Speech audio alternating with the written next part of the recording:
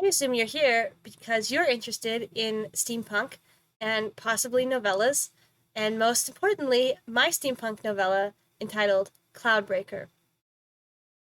Let's get into it.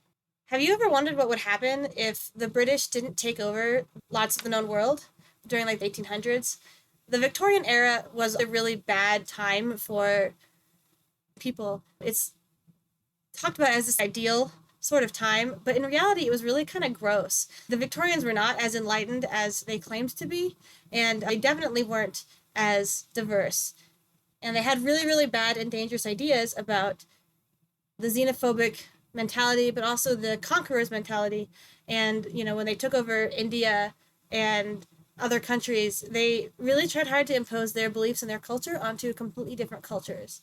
And I've always wondered this about the steampunk genre, because, as you know, steampunk is set in the Victorian era. It's 1800s, and it utilizes steam technology for all of the new technology things in their world.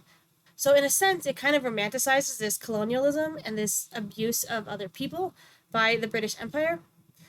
So, my idea came about from a convention I went to when I was on a panel, and the panel was called Steampunk Outside of Colonialism.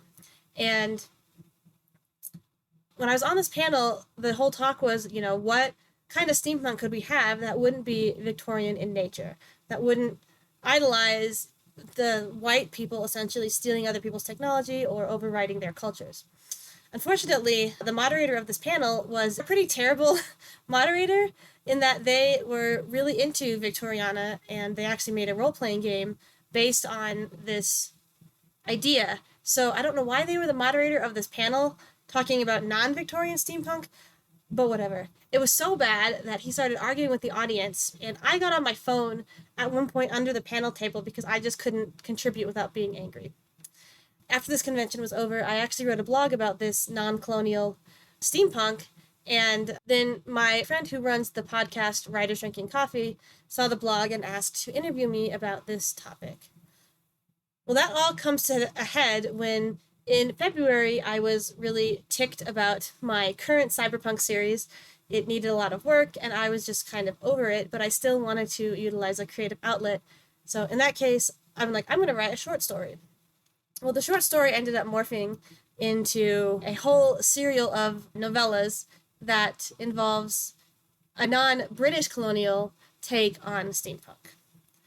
As a big history nerd, I have done a lot of research on the 1800s, and I found that the Ottoman Empire was really big for a long time, and not to say that they are necessarily better than the British in terms of how they treated the people that they conquered or took over or occupied, but they are different.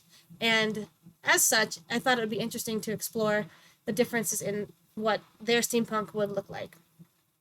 So I began to speculate, well, what happened if the Ottomans won the Battle of Vienna in 1683? This was the battle that kind of began the decline of the Ottoman Empire.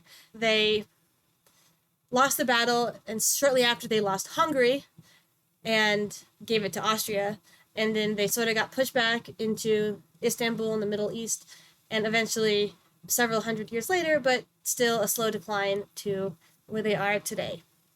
However, I decided to write an alternate history where they win this battle, which actually opens a gateway to the West and puts them in direct competition with England.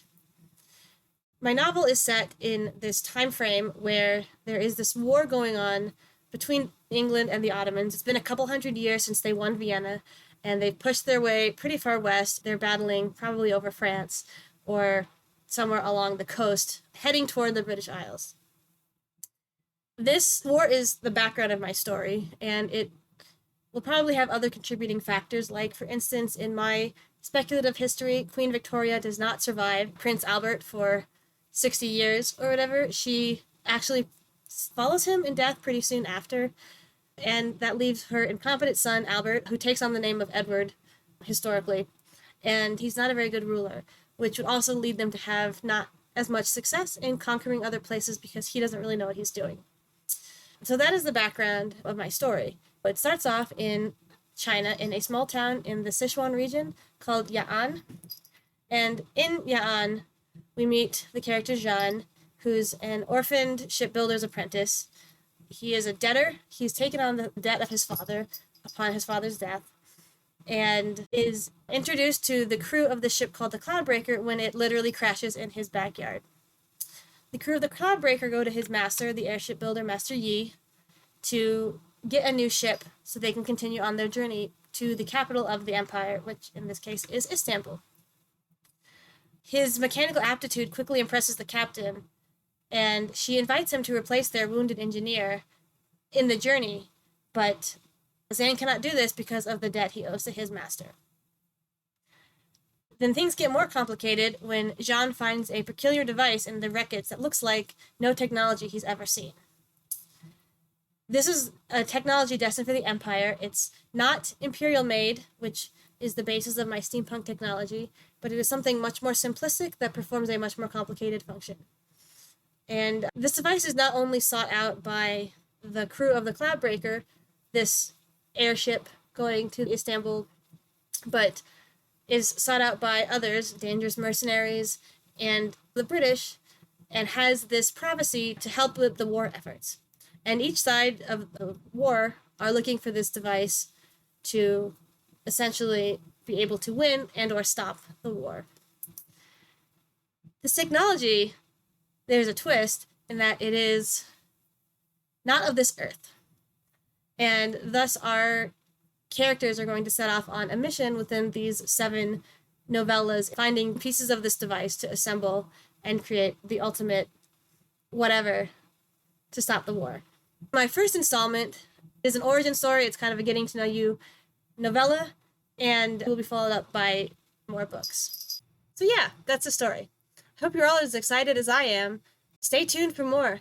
Please keep following this channel, as the videos will probably get better and the content will get more interesting as we go forward. So thank you all for coming on this journey with me, and welcome.